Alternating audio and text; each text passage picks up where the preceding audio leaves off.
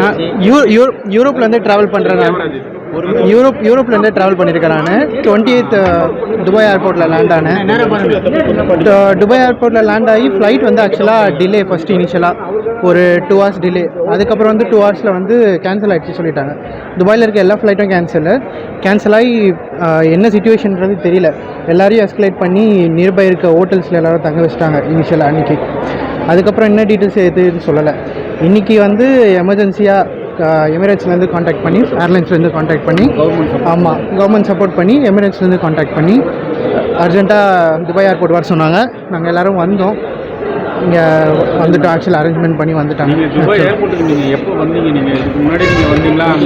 28th காலையில் வந்தோம் நாங்கள் துபாய் ஏர்போர்ட்டுக்கு.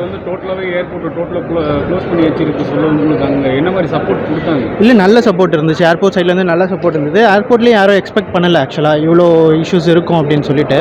பட் நல்லா இது சப்போர்ட் பண்ணாங்க. க்ரௌட் அதிகமாக இருந்துச்சு. நல்லா மேனேஜ் பண்ணி எல்லாருக்குமே வந்து தங்குறதுக்கு நல்ல ஹோட்டல் கொடுத்தாங்க. சாப்பாடு எல்லாமே பார்த்துக்கிட்டாங்க. ஃபுல்லாகவே அந்த லோக்கல் கவர்மெண்ட் எல்லாமே பார்த்துக்கிட்டாங்க.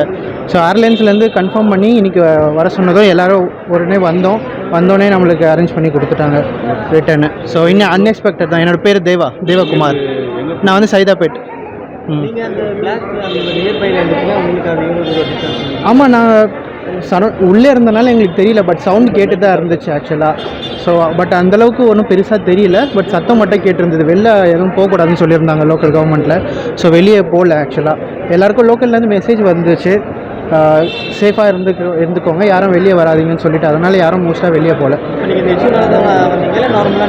இல்லை, நார்மலாக வர பிளானில் தான் இருந்தோம். இந்த மாதிரி இஷ்யூக்குன்னு தெரியாது.